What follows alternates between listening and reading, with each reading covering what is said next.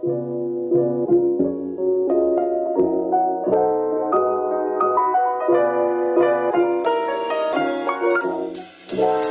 halo orang-orang sukses yang hobinya rebahan sambil nontonin alur cerita film. Terima kasih karena sudah klik video ini. Kali ini Underland Movie akan merangkum cerita film yang berjudul They Shall Not Pass. Film ini dirilis pada tahun 2021, terinspirasi dari upaya perlawanan perang Partai Komunis Tiongkok di kehidupan nyata. Film ini mengisahkan sebuah divisi tertentu dari pasukan Tiongkok yang harus dipindahkan sebagai tanggapan atas operasi penyisiran pasukan penyerbu Jepang setelah Perang Resimen 100. Komandan kompi serta prajurit lainnya memilih sebuah desa sebagai titik pemblokiran untuk mati-matian menghalangi tentara Jepang. Bagaimana kisah selengkapnya? Mari kita simak bersama.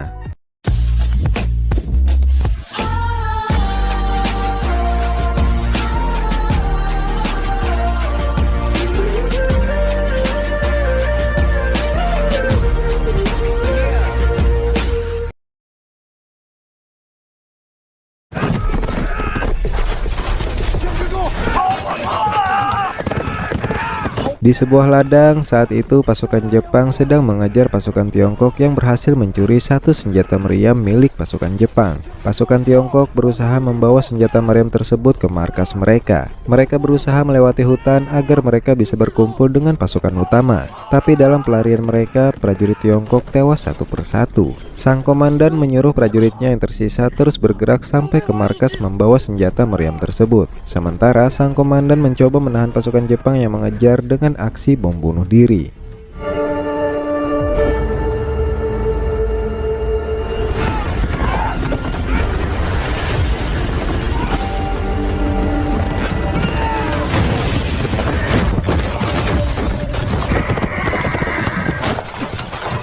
Merasa akan terkejar, pasukan Tiongkok yang membawa senjata meriam mencoba untuk bersembunyi. Pasukan Jepang terus saja mengejar dan melakukan pencarian.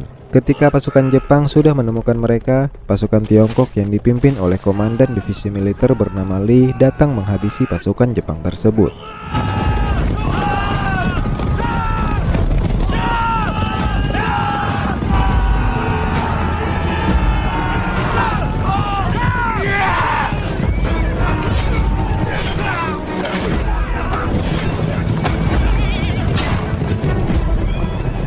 Setelah pertempuran tersebut, Komandan Lee menemui komisaris dan menyerahkan surat perintah dari atasan untuk pemindahan markas. Pemindahan divisi militer dan gudang senjata harus diselesaikan dalam waktu 24 jam. Karena berdasarkan informasi dari tim militer, setengah pasukan darat Jepang akan mendatangi markas mereka. Mereka akan kalah jika melawan. Maka dari itu, sang atasan memberikan perintah untuk pemindahan markas. Komisaris merasa keberatan karena waktu pemindahan terlalu singkat, tapi Komandan Lee menawarkan diri akan menahan kedatangan setengah pasukan Jepang tersebut.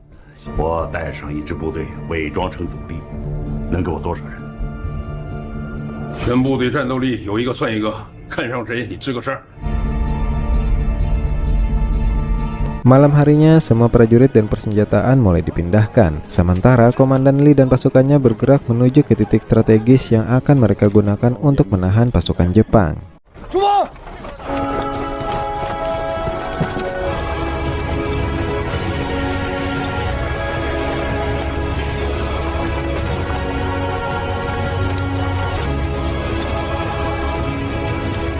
Sesampainya di titik lokasi, pasukan Lee langsung mempersiapkan persenjataan. Tidak lama kemudian, anak buah Lee melaporkan ada pasukan musuh yang mendekat dalam jumlah yang sangat banyak dengan persenjataan lengkap. Kemudian, Lee memerintahkan komandan batalion yang bernama Lu Tianji untuk menahan pasukan musuh dengan senjata berat, agar pasukan musuh berpikir kalau yang mereka hadapi adalah pasukan utama Tiongkok. Sementara dia akan pergi ke desa terdekat yang bernama Majiabao.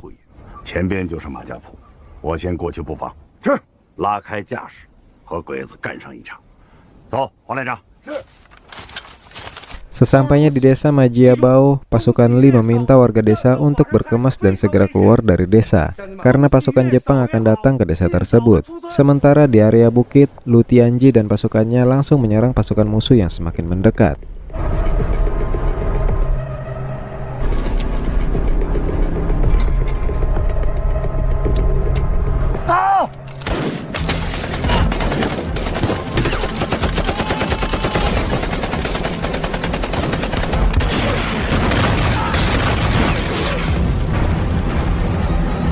Sementara di desa, Komandan Lee dan pasukannya membantu warga desa untuk mengungsi. Komandan Lee bertemu dengan seekor anjing kecil yang terikat dan bertemu dengan anak gadis di sebuah rumah yang sedang menangisi kematian kakeknya. Komandan Lee menyerahkan anak gadis itu bersama anjing kecil yang ditemukannya ke seorang warga yang akan mengungsi.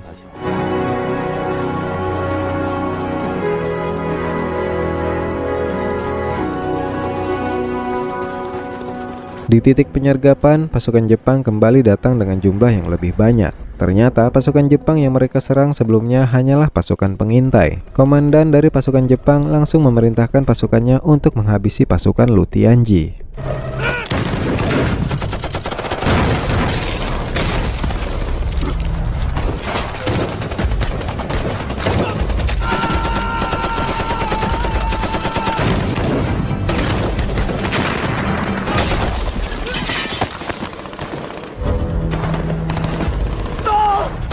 Sementara di desa, Komandan Lee dan pasukannya sedang mempersiapkan parit pertahanan.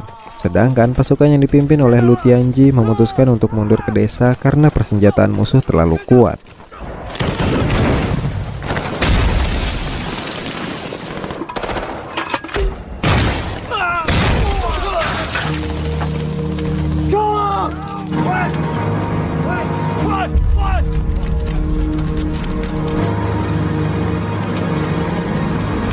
Tidak lama setelah itu, satu kompi pasukan Jepang dikirim masuk ke desa. Satu kompi pasukan Jepang tersebut sama sekali tidak curiga kalau pasukan Lee sudah bersiap menyergap mereka di desa itu. Setelah satu kompi pasukan Jepang tersebut masuk perangkap, pasukan Lee langsung membantai habis mereka semua.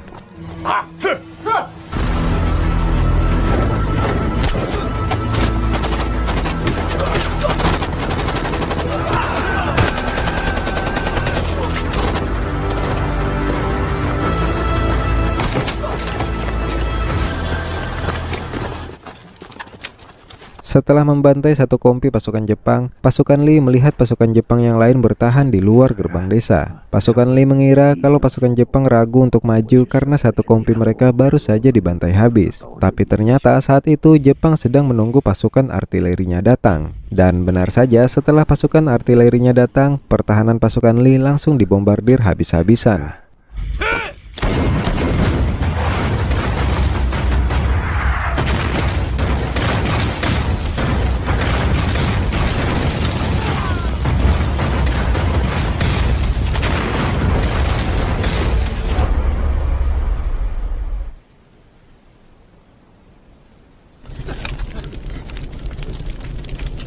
Setelah serangan itu, komandan pasukan Jepang memerintahkan pasukannya untuk bergerak maju. Pasukan Lee berusaha menahan pasukan Jepang yang mencoba masuk ke gerbang desa. Pertempuran berlangsung sangat sengit. Banyak prajurit yang gugur dari kedua belah pihak dalam pertempuran tersebut. Hingga akhirnya Jepang mengerahkan dua tanknya dan terus membombardir pertahanan pasukan Lee. Pasukan Jepang mencoba bergerak maju berlindung di balik kedua tanknya. Tapi pasukan Lee berhasil menghancurkan satu tank pasukan Jepang dengan senjata berat mereka.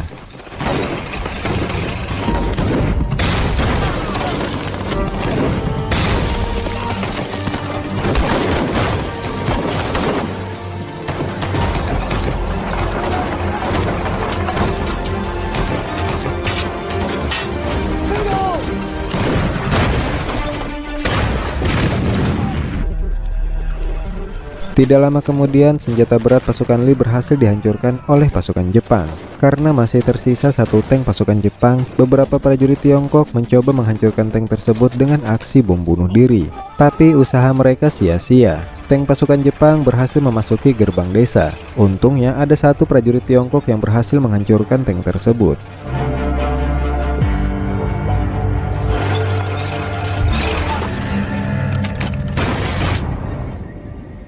Tapi ternyata tentara Jepang masih memiliki satu tank lagi.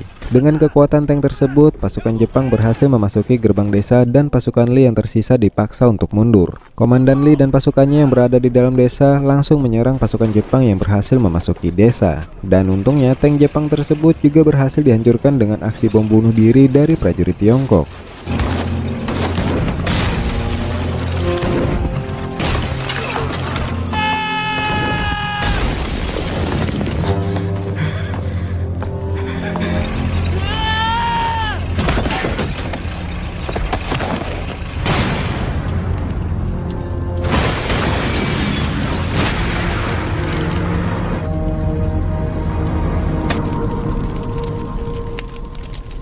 Setelah pertempuran tersebut, Jepang memutuskan untuk mundur sementara. Komandan kompi bernama Huang mendengar keluhan satu prajuritnya. Dia merasa sudah tidak sanggup lagi menghadapi pasukan Jepang yang akan datang. Huang memintanya bertahan sedikit lagi dan berkata kalau mereka akan mundur saat fajar tiba. Di sisi lain, Komandan Lee bertemu dengan seorang warga yang kembali ke desanya. Dia kembali ke desa karena mengambil baju mendiang suaminya yang tertinggal. Karena hanya baju itulah kenangan yang ditinggalkan suaminya. Setelah itu, Komandan Lee meminta prajuritnya yang bernama Tang untuk mengantar wanita itu keluar dari desa.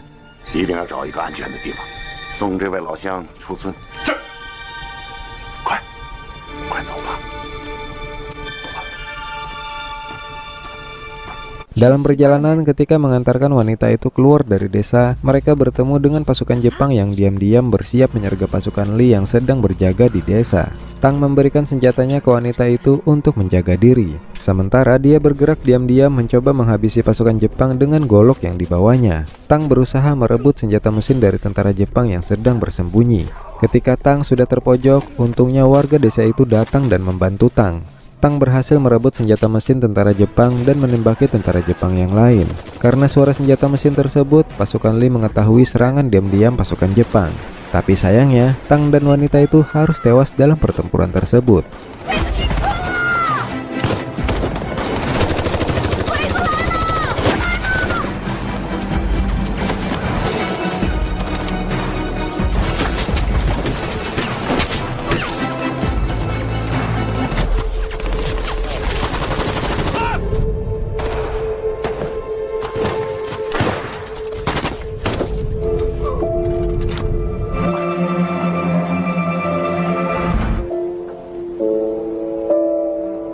Pagi harinya, Jepang mengirim pesawatnya untuk membombardir pasukan Lee yang berada di desa. Di tengah gempuran serangan udara Jepang, Komandan Lee melihat anak gadis yang sebelumnya dia tolong. Ternyata anak gadis itu kembali ke desa untuk mencari anjing kecilnya yang hilang.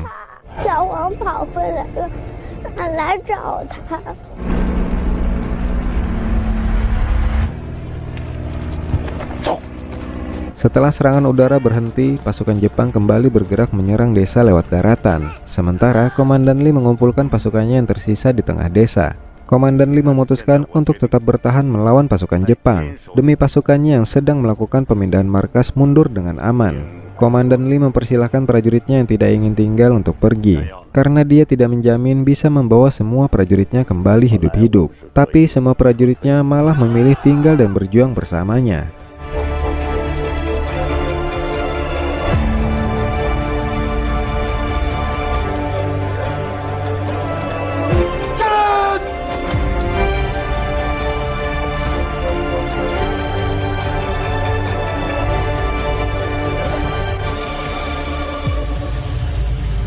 Komandan Lee dan pasukannya menyergap satu persatu pasukan Jepang yang sudah masuk ke desa.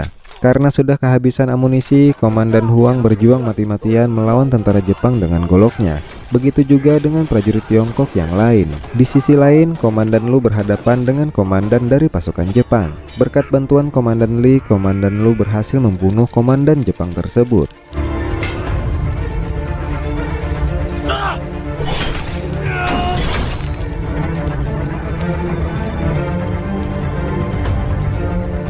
Pasukan Tiongkok berhasil memenangkan pertempuran jarak dekat tersebut. Tapi Komandan Lee tahu kalau Jepang akan kembali datang dengan pasukannya yang jauh lebih banyak. Dengan kondisi yang sudah terluka, Komandan Lee meminta Komandan Lu membawa anak gadis itu keluar dari desa. Komandan Lu sempat menolak, tapi Komandan Lee berkata harus ada yang selamat untuk mengisahkan kisah keberhasilan mereka ke prajurit lainnya, di mana 300 prajurit Tiongkok berhasil menahan ribuan prajurit musuh.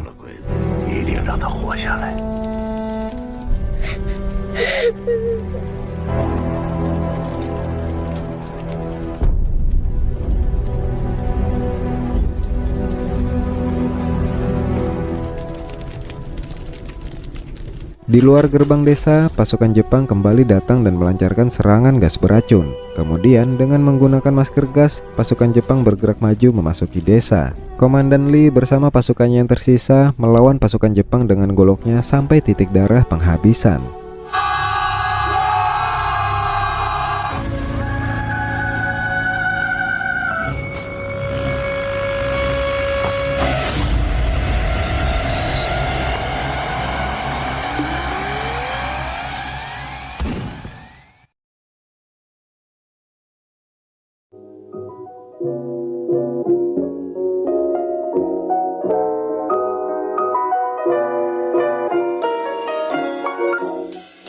Gimana filmnya masih seru ya? Ingat ya masih, ini hanya film drama perang, bukan berdasarkan kisah nyata. Jadi hanya untuk hiburan, hanya untuk memacu adrenalin kita agar jiwa rela berkorban kita tumbuh kembali. Tapi ingat, rela berkorban bukan berarti harus menjadi badut. Sekian dulu mas ya, terima kasih sudah menonton, sampai jumpa di video berikutnya.